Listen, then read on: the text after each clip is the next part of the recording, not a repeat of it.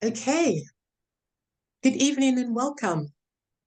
Yes, welcome to Thursday Night Book Club. And my name is Zindika Kamausi, and I am a member of the MNPC group, which is the Mindfulness Network for People of Color. So I host the Thursday Night Book Club. And yes, and we've got a guest on this evening, Liba, and Liba will be joining and speaking with you shortly.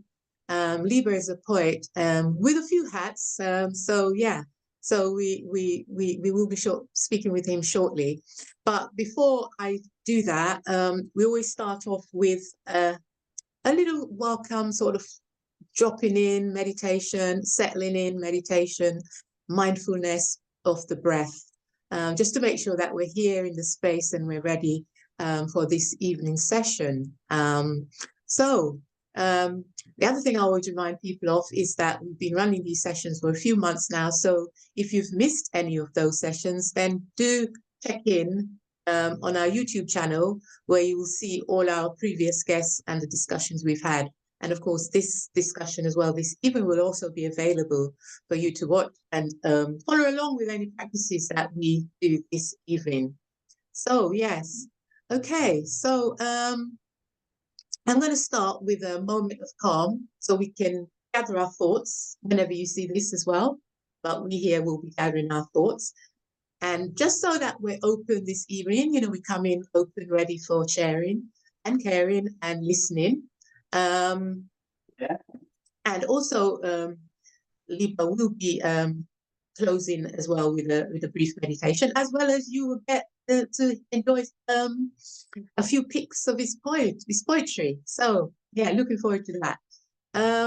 So for a brief moment, let's just drop into a moment of mindfulness where we're going to connect with our breath and self.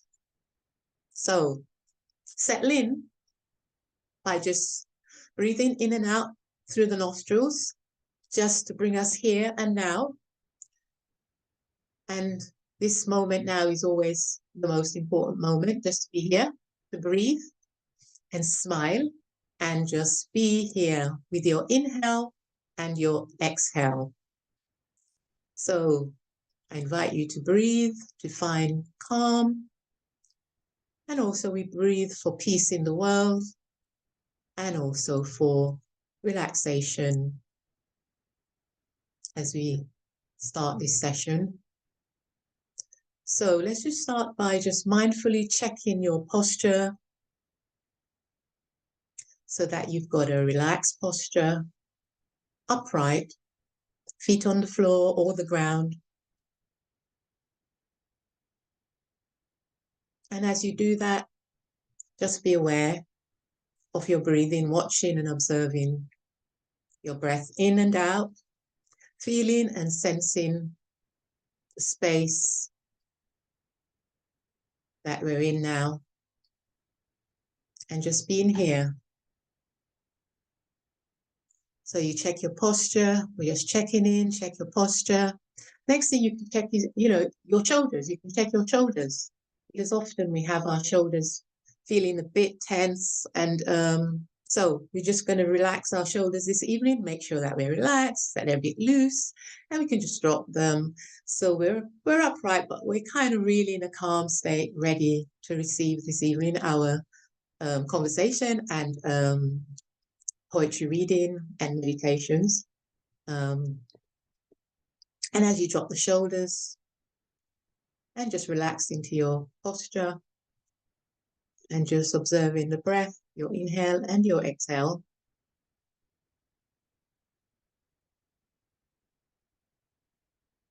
And allowing any tension. And as you observe the breath, it's also about allowing the mind to calm down, so that any of those outside things that tend to interrupt us can just leave that for the moment. And we can just be here this evening. And you can just tell your mind to be calm and allow your body to be open and relaxed, your shoulders to be relaxed and loose, so that we are ready for the presentation.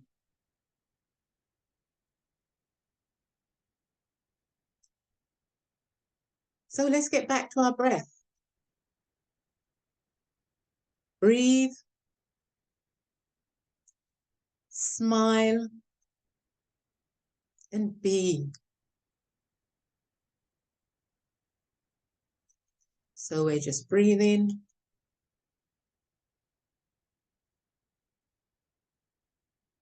Smiling. And be here in the now.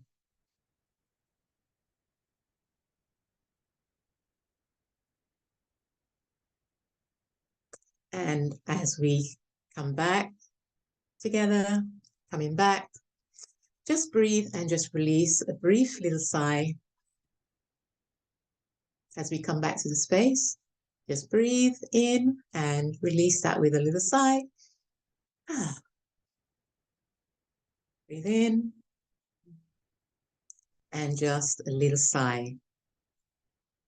Yes, now hope you're feeling a bit calmer and that we're here now and we are ready to continue this evening session. So let's continue. Let's continue by welcoming Liba. Hi, Liba.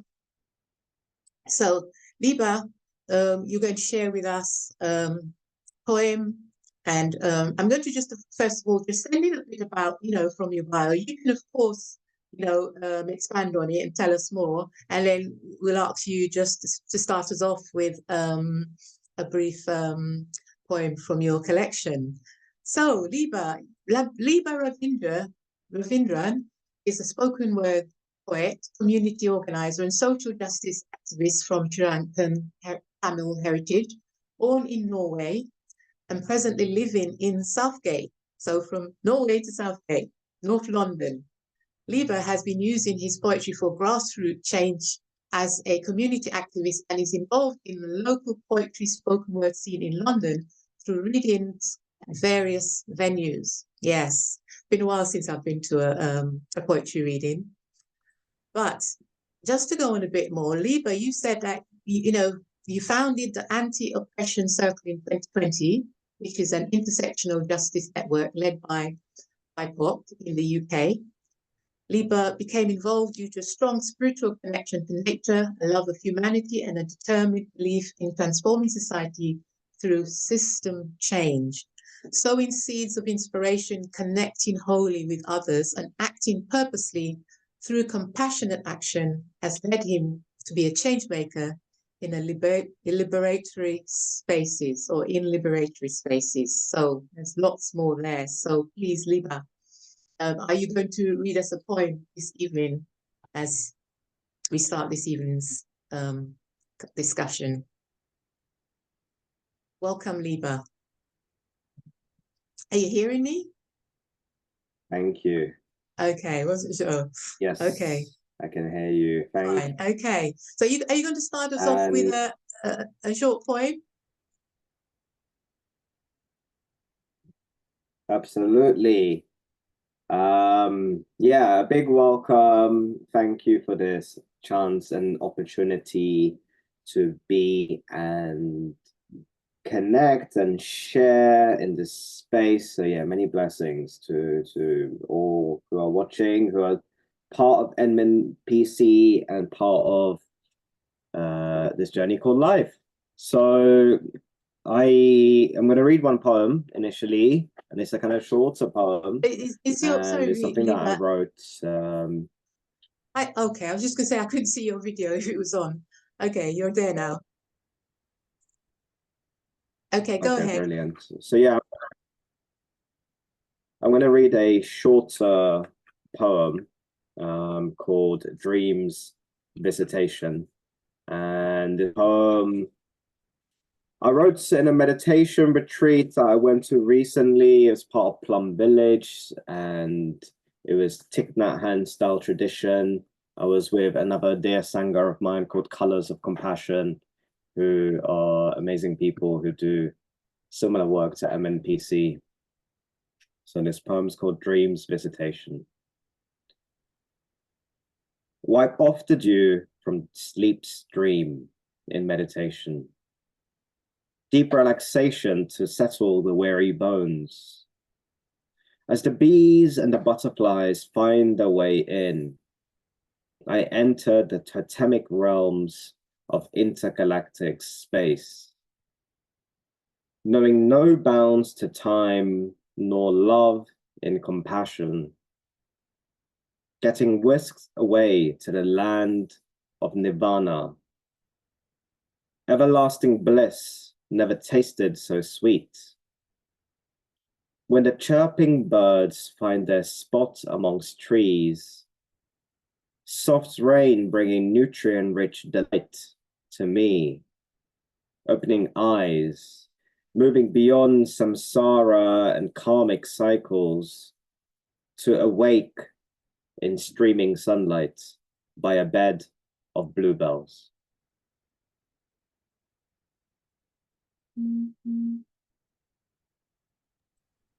Okay, great, thank you. So that sounded great. And what was that inspiration then that behind that poem? What inspired you to write it? Principally, meditation, nature, and my dreams. Yeah.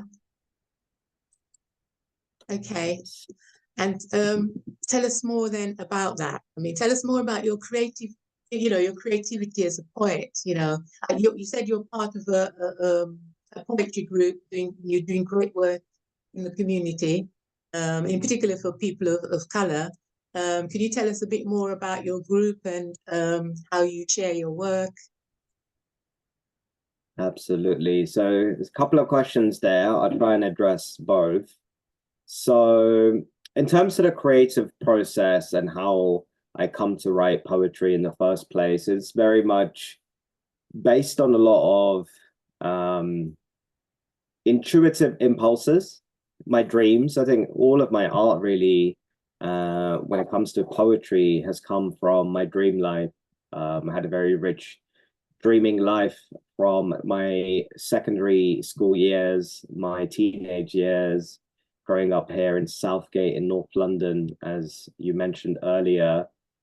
And part of that was I opened up this field of perception and consciousness that meant that I could access states of creativity, of imagination, of more liberatory potential to be able to kind of write down and record some of my innermost feelings and thoughts and sensations and things that came up. And clearly that is a gift, but I didn't know that was a gift until, sometime later in my 20s.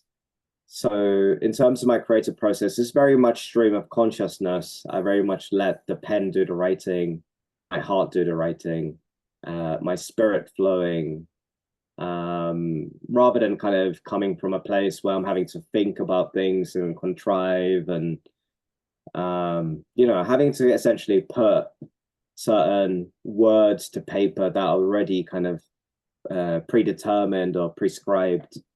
So it's very much kind of accessing a flow state, I would say, accessing this state where it's just channeling energy in a way that means that poetry comes through me naturally. So yeah, I think that's the creative process. And then the second question about my group or the group that I'm part of.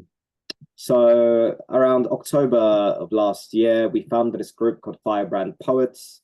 We run monthly events in Tottenham near White Hart Lane in this pub called Antwerp Arms. Antwerp Arms is the first pub in North London that is owned and run by the community. And they have a kind of sign in front of onto the bar saying, by the community, for the community. And I think that principle really is a core piece of who I am and what I'm about in terms of doing the work.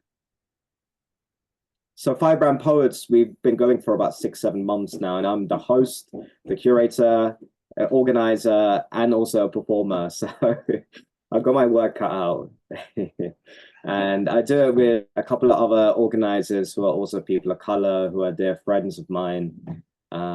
They're actually brothers, and they are Bengali, and they are poets, and there's a rich tradition within Bangladesh or West Bengal, the kind of Bengal tradition of poetry, especially a person called Rabindranath Tagore, who wrote lots of beautiful poems.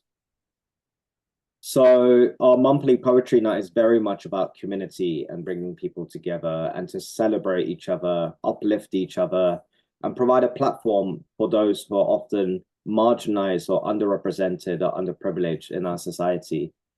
And it's very, very much also about social justice, activism, and finding a space where we can kind of connect to each other more wholly, more deeply, more intimately through the love of poetry and sometimes music. We do have some other arts, comedy and music and little bits of other stuff, but very much foremostly poetry and spoken word. And for me, that's all come from hip hop music. Me growing up listening to hip hop music in my teenage years has been a big, big, big inspiration as to why I'm doing what I'm doing with poetry and spoken word. Yeah, well, that sounds all, so you're doing quite a lot there, quite a busy person. So you're a poet, so you're a creative person, you're a community organizer, you're organizing your regular poetry sessions in North London, and you also talk about being a social justice activist, as well as you also have a regular job as well.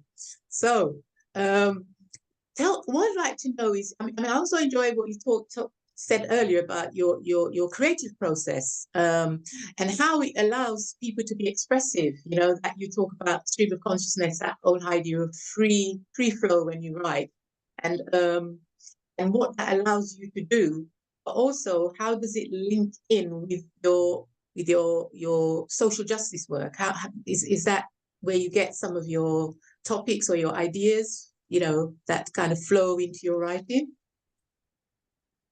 Yeah, absolutely. Yeah. That's a good question. Thanks for asking. A lot of the hip hop music, me growing up in my teenage years, were very much about social justice and about what's happening on the streets, what's happening especially in Black communities in the UK and America. A lot of the music, hip hop music, was very much informed by the lived experiences of Black people. Myself, I'm Sri Lankan Tamil. And yeah, we are the kind of darker shade when it comes to skin pigment in the subcontinent of India, South Asia. So yeah, there's a lot of connections there, as Tamil people in Sri Lanka being some of the most oppressed peoples in that part of the land. Our peoples have gone through a lot. Our country was colonized 4 times. We had civil war for 30 years. My parents were displaced, and hence I was born in Norway, which is part of the journey of my life. And yeah, I think there's something about spoken word and poetry that really speaks to the experiences, which are really raw, which are vulnerable, which are about our difficulties of oppression and overcoming that, and some of the systemic barriers that we have to overcome. So, for example, one of the big artists that I grew up listening to was called Akala. Akala is British. He's got a book out called Natives, which is all about race and class and documenting those experiences here in the UK. He's half Jamaican and half Scottish as a kind of background. And I really, really connected with his brother. I've fortunately been able to meet him, also met his mum in the time of me doing poetry and spoken. So it's amazing that I'm able to meet some of the big influences in my life in this lifetime. And Akala really, really speaks to some of the themes that I also speak to, from colonialism to slavery, to injustice, to poverty, the social injustice on many different levels of discrimination, of racism, of all kinds of bias and prejudice that exist, of how prison systems are for profit, of how capitalism has taken us away from our land, of how our peoples have been cut off from the very spirit and energy that we come from because of white supremacy cultures and colonialism and some of the histories that our peoples have gone through. So yeah, over time, initially my poetry was very like romantic poetry about nature and trees and birds and butterflies. You know, you caught some of that in the poem that I read. That is like my natural home, really. That kind of beatific romantic poetry. But over time, I started realizing I have a platform, I have a voice, might as well use it for something that might lead to change. And over time, through me involving, especially in climate change activism, but also other different forms of resistance and community activism, I started using my platform for direct kind of confrontation, let's say, or means of resistance, or means of trying to speak to issues of today. And I think I remember particularly this moment where I was in front of the Home Office and we were doing an action around migrant justice. So of course, migrants and refugees are some of the most marginalized peoples in our society. And speaking in front of the Home Office, there was hundreds of people there on the street as part of this bigger protest. And being able to say my poem, which I wrote, which was in direct relation to Black Lives Matter and the protests of 2020 after George Floyd's murder, there was something really visceral and something really potent as an energy that felt quite transcendent whilst performing, whilst connecting with the brothers and sisters and the siblings on the street, because sometimes poetry can cut through in ways that maybe just speech or talking or just a regular form of having a demonstration can do. It can cut through because of the emotional and the feelings aspects of really connecting deeper. So I started realizing, yes, there's a reason and a meaning to why I'm doing this. And more, a lot of my poetry is very much informed by what's happening in the world, and it's used as a means of protest, as a means of resistance, as a means of uplifting consciousness, as a means of collective liberation. Yes, so your work is global in terms of your creativity, really. And really intrigued in your bio where you said that you speak about approaching activism with compassionate action. Could you sort of tell us a little bit about how you do that? Because, you know, trying to, you know, combine, you know, politics and compassion, and, you know, how does that come through in the way you work? Yeah, absolutely. It's a really, really core part of how I go about doing the activism work, how I go about doing what I call the system change work, and the deeper liberation work. When I got into some activist and kind of protest scene and circles, it felt a lot of people were running from a place of adrenaline, from a place where they were kind of immediately responding, this kind of short-term immediate response. And I think I've been someone who has cultivated certain conditions or states who can see some of the kind of longer term vision and some of the longer term implications of some of the actions. You know, I think I referred to it earlier in my poem, samsara and karmic cycles and moving beyond them. But I think there's something about that has translated for me into the activism realm. For a lot of my 20s, I didn't get involved in any community work, in any activism work. I was just cultivating deeper states of consciousness and doing a lot of work on myself through meditation principally, but also many other things, nature connection, plant-based medicine, art, creativity, poetry. I think over time, I've kind of come to realize how if I'm going to be coming with fury and anger and hurt and pain and all the trauma that is being recycled in our society over and over again, there's not really that much liberating potential within that. In essence, actually, I'm just regurgitating and kind of moving in those, what I call karmic cycles, samsara cycles. So if I can come from a place where I'm more centered, grounded, calm, and compassionate, then I have a lot bigger chance of affecting the change that I want to see in the world. You know, Gandhi said, be the change you want to see in the world, right?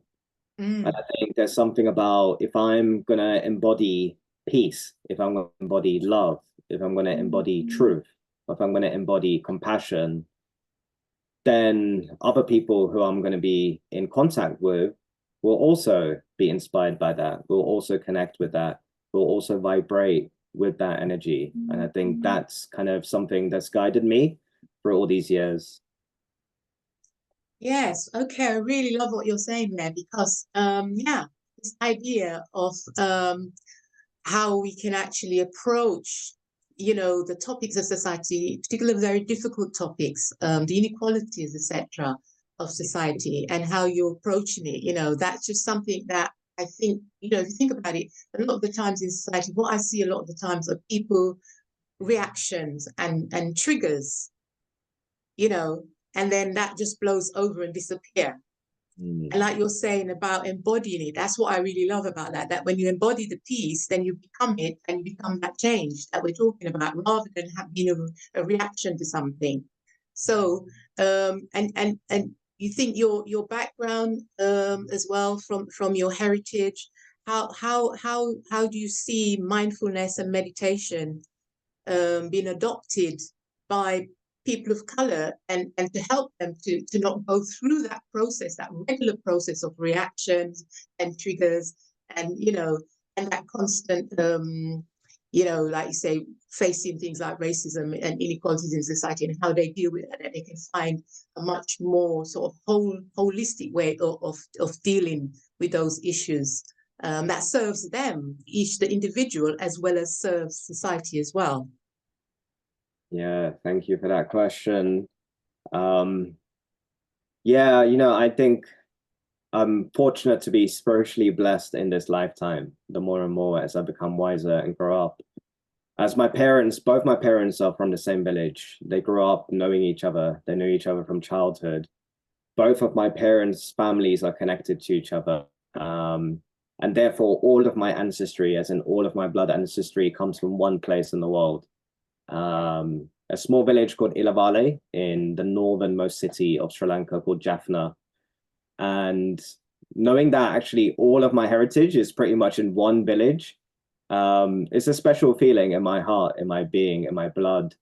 And in a way, that has meant a lot easier for someone like me to do some of the work around anti-racism, anti-oppression, and what I call the decolonizing work, and getting rid of the layers of conditioning and programming, unlearning those things, because the roots are very strong and deep in my culture, in my family. When it comes to meditation and yoga, of course, yes, I was born in Hindu. I've got my orange on today. And yeah, Hinduism is very much connected to Buddhism, and it's very much connected to the kind of history of the Vedas and the traditions of meditation, of ritual-based kind of spirituality, of ceremony, of living in and with nature. In Sri Lanka, in my village, it's much a kind of animist style way of living. So connecting to nature through spirituality and religion. There's a lot of plantations and gardens and farms and land that is cultivated. And everything is very much kind of living entwined, living in a kind of communion with nature. So over time, for me, meditation, I actually learned it through a Buddhist context. I was aware of it for a while. Whereas yoga, I did actually learn through a Hindu context, and I learned it through some of my family. About 11 years ago, I went to Sri Lanka and had a deep journey. I was there for 3 months. It was quite soon after university, where I was quite shaken in some way, because I was surrounded by a lot of people who had a lot of privilege, who are very white and middle class, who maybe didn't understand my lived experience. And something that really changed in me from that moment on was connecting to my heritage and my ancestry, realizing the deep lineage and the blood lineage of my mom and dad and all the people who have gone before them, the kind of spiritual essence of Shaivism, which is a particular denomination of Hinduism that my family has believed in. So belief in Shiva and Shakti stretches back hundreds of years. And Shiva was also a meditator. There's often many pictures. I have a big poster in my room that's turned to there. He's sitting in a meditation pose. And therefore, meditation for me of all the spiritual practices, have been the one that has really guided me and grounded me. I'm a bit resistant to yoga for some reason. I find it harder to get down and stretch and do all the poses and the asanas and the breathing along with that. But meditation seems to come very naturally and easily to me. So it's something that's been really important for me to ground myself in. Okay. So as we move on towards the end of the session, the end of the session this evening, I know you're going to do a close with a meditation for us. Is there another poem you'd like to share? Yes, definitely. There's many a poem to share. World. I've been writing, from since I was 21. I was starting to write, and I remember the first poem I wrote. I was in my parents' shop. They're in a newsagents in North London. That's how they made a living. And yeah, I wrote a very nature-based kind of poem, and it kind of like got to the heart of what I was about, really, as a poet, which is about nature connection, about social injustice, about spreading awareness of what's happening in the world. And then that kind of beauty, that sense of opening up and perspective. So, yes, I can read one poem. I'm trying to find a poem. Yes, maybe I'll do this one. Unchained. And I particularly like this poem because I think it speaks to some of the ways of how we're having to fit in and be performing and be showing up in a certain way in the society. Unchained. Freedom from conditioning, the chains wrapped around.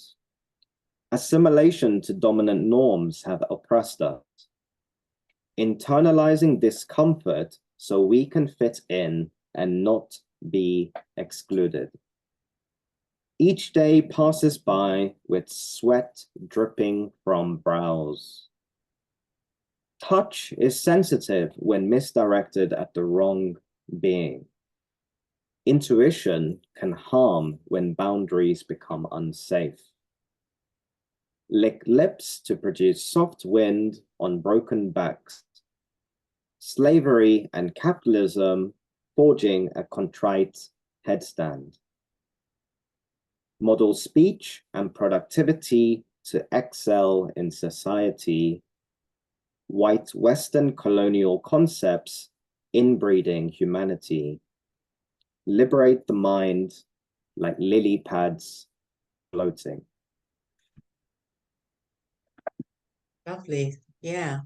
Yeah, nature, I like that ending with lily pads, yeah, floating, yeah. So yeah, I love good nature poem. Yeah, so that inspires you. Yeah. So I was thinking, I don't know, we've got before we go on, if there's one person who's in on camera, I don't know if Beverly, thank you for coming and joining us this evening. Feel free if you want to. Is there a question you'd like to ask Liba before we move on? Thank you. Sorry I was late because I saw the text and I hadn't remembered it was tonight, but I had seen the publicity. So thank you. I joined just at the end of one of the poems, and I also love the lily pad reference. Yeah. Yeah, as you know, I'm a poet as well and into all the things that you've been talking about. So thank you so much for being here.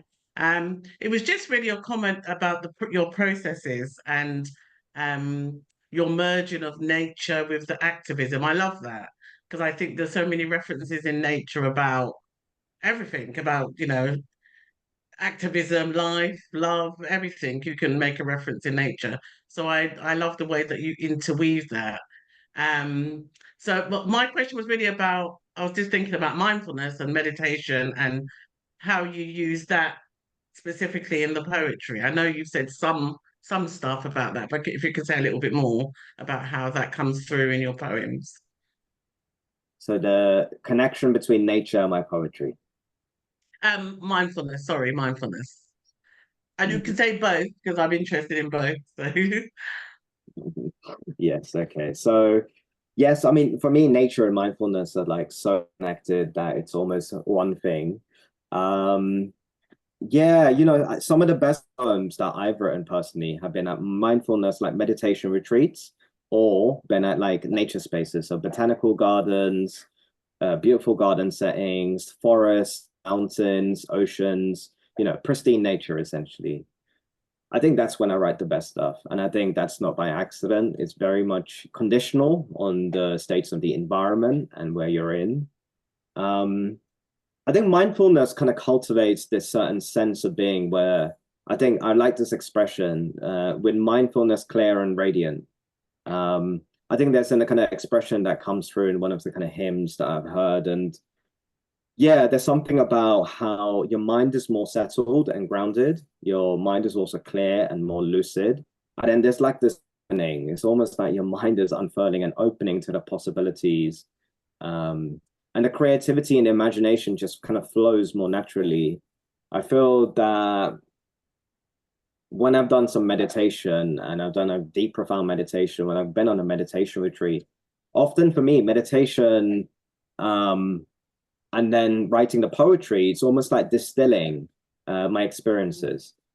So it's kind of a way of capturing some of the kind of things that have surfaced, some of the subconscious or unconscious kind of remnants, and very much kind of tapping into almost like a journal, like a memoir, describing my feelings and the thoughts and whatever is coming up, and to be able to capture that into like a art form, and then yeah, distilling it, you know. I then able to kind of read it out or perform it. I think that whole process for me, from the kind of moment I'm sitting down on the mat of meditating to when I'm reading it out or performing, you know, maybe as part of our event that we have, that whole process is a really, really beautiful journey. That in itself is quite healing and profound and liberating. Thank you very much. Thank you. I just think that ability to pause, you know, when we pause and then to distill that in your post is just such a beautiful thing. So thank you very much. Thank you. Okay, thank you, Beverly, and thank you, Liba. Yes, for coming in this evening and being with us. Before we close and before you do your closing meditation, where can people get more from you, or get your books, or attend your events? You know, do you want to give us some information about that? Yes, absolutely. So this is going to be a little chunky promo bit because there's so many things that I'm involved in. So, I'm going to start with my own personal stuff. So my first full name is Liba Ravindran, and the second name of my, you know, said in Tamil is Ravindran. So that makes Liba Ravindran. But the way I say it in a slightly more westernized way is Liba Ravindran, or Liba Ravindran. So essentially, with that name, Liba is my first name, and then second name, Ravindran. You can find me on Instagram, on X, as in Twitter, and then LinkedIn, and also on Facebook. And especially on those free platforms outside of LinkedIn, because that's more of a professional platform. I share a lot of my poetry, and I use that as a base for me sharing poetry videos, events, other opportunities. Like I shared this opportunity, for example, online as well. So yeah, that's the kind of, for me personally, with my poetry. I also have a website called aestheticfiction.com, and there you can find all of my writing, my blog. Essentially, that's my poetry. I've written essays, I've written a play, I've written other experimental stuff, so you can kind of have a look there. I don't have like my own book yet, but I've been published in several kind of anthologies or collections. So you can find me, just type my name into YouTube or type my name into just your bog standard Google or search engine, and I'm sure you'll find some poems that way as well. And then my projects. So Anti-Oppression Circle is the main project, I would say, for my life as a vehicle for collective liberation. think, Beverly, you might have come to one of our things. Who knows? I feel like I've seen you at one of our circles or spaces before. Yes. And Anti-Oppression Circle started 4 years ago. It's an intersectional justice network. It's led by global majority heritage peoples. And you can find us by typing it into search engine. We have like a link sharing website that you can just go and click on. But the most public facing thing I can say is antioppression@riseup.net as an email. So you can just email us and find us and, you know, learn about us, and you can connect to us and maybe even join our group. And another big project of mine is called Firebrand Poets, which was already mentioned. That's in Tottenham. You can find us on Instagram and Facebook as Firebrand Poets. We run monthly open mic events in a pub called Antwerp Arms in White Hart Lane. And our next one is next Tuesday on the 11th from 7:30 p.m. onwards. You can also email us at firebrandpoets@riseup.net if you want to perform or learn more or connect or whatever it might be. And then finally, I'll give a little shout out to my paid work, because my paid work is also connected to everything. I work 4 days for Inclusion Barnet, which is a local community organization, charity that is supporting deaf and disabled peoples. And my particular job is actually supporting adults or any charities and community organizations who support adults. We provide a community service, and this is part of my connection with William and MNPC as well. So community support when it comes to legal, governance, funding, marketing, any infrastructural wraparound support for organizations to thrive and be successful and to keep going. So yeah, that's a whole suite of offers and potential ways to keep in touch and connect. Yes, thank you. Thank you for that. Definitely plenty there for everyone to be able to come and support and also participate in the things that you have going and all your groups, and also your creative work as well. You said you're going to close this evening session with a meditation. Have you got one ready for us? Yes, it's very ready from just not preparing. Okay. Oh, and that's by sometimes being ready, because I think more and more as I'm getting into a flow of my life, it's about living spontaneously, living in a way that I'm just eternally ready and just being able to kind of live in a moment in a kind of really beautiful, spontaneous way. So yes, in that sense, I am ready. And let's kind of get into a seated position. If you're not in a seated position, if it helps, close your eyes. Feet on the floor, the hands on the lap. And taking a deep breath in through your nose and slowly exhaling.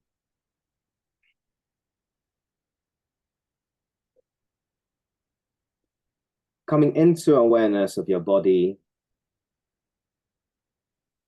our breathing bodies.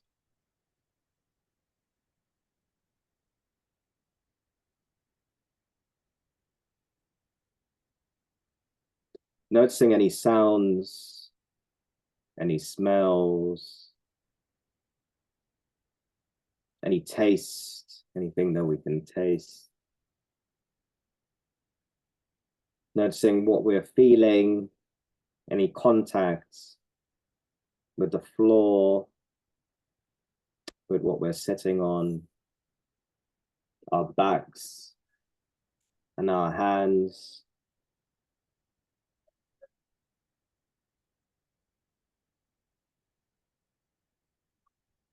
Just tuning into our awareness. And then letting go.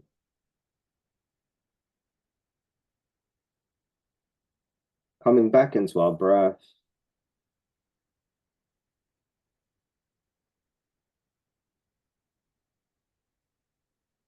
Taking deep, shallow breaths.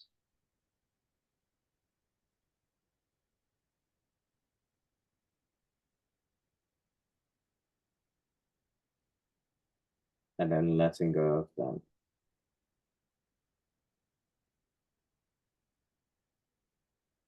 And now noticing any sensations, any feelings in our body.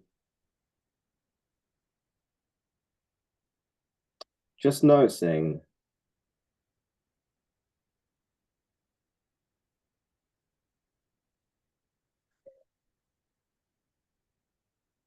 Our toes, in our feet, our legs, going up into our stomachs, our backs,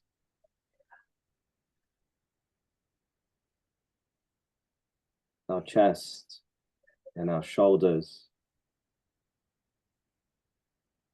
Moving through into our arms, and then our hands.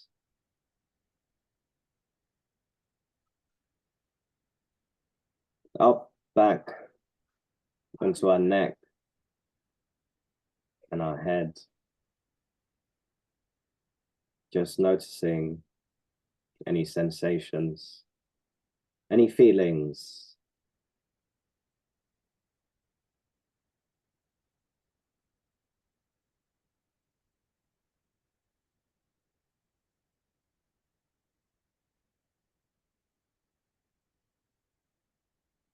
And then letting go of that to take one final deep breath in.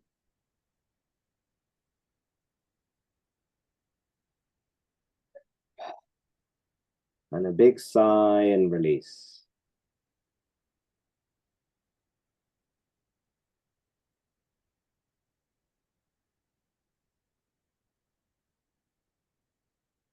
Slowly opening our eyes, coming back into this room, into our environment, into the space. And yes. Okay, thank you, Liba. Yeah, that was I was gently drifting off into a peaceful place there. Yeah, you know, I teach meditation, so it's nice to just, you know, listen and be participating in the meditation. You know, it's lovely. So thank you for that meditation, and I hope those who view it later will participate and enjoy that as well. So thank you for your time this evening and for coming in and sharing all the great work that you're doing, you know, and all the, yeah, you know, it's wonderful what you're doing and making all those connections as well, you know, nature, meditation, you know, activism, spirituality, you know, and your own culture as well, you know, bringing all of that together. And, you know, that's how, you know, like I've said before, it's a very holistic approach to how, you know, that's what we need in terms of how we live our life today, today really, in this time. So thank you. And yeah, so may you have a calm evening. Yeah. Thank you, Liba. Thank you very much. So much. Thank you. Lovely to meet you. Thank you. Thanking you both. Thank you, Zindika, for holding the space so well and answering me, asking me these wonderful questions. And thank you to MNPC for providing the platform and the space. And for you, Beverly, who's been coming in and watching and taking part, appreciating you as well. So yeah, many blessings, many love to MNPC, the staff team, the network, and anyone who is watching.